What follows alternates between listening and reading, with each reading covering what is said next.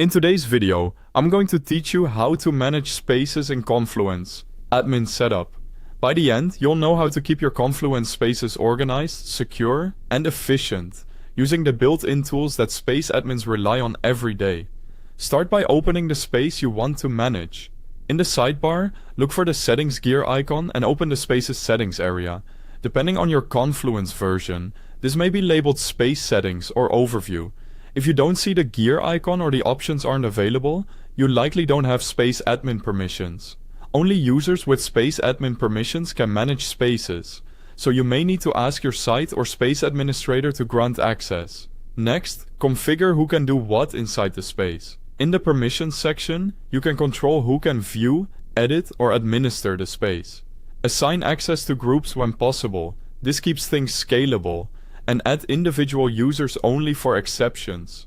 If you need to lock down sensitive pages, use page restrictions to limit viewing or editing on specific content.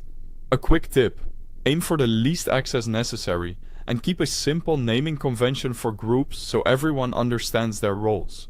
If you're new to Confluence or setting it up for the first time, there's a link to the official website at the top of the description. Use that to sign in or learn more as you follow along with these steps. Now refine the space's identity and navigation. Update the space name and description so people know what it's for at a glance. And add a space category to help with search and filtering.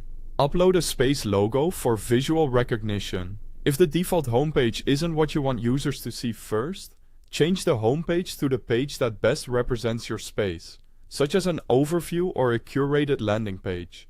Keep your content organized and current. Use the page tree to reorganize pages into a logical structure. Clean up old content by deleting what's no longer needed, or archiving pages you might reference later. To standardize new content, create templates so contributors start with the right headings, sections, and guidance every time. Track what's getting attention. Use analytics or page activity, if available, to see edits, views, and engagement trends.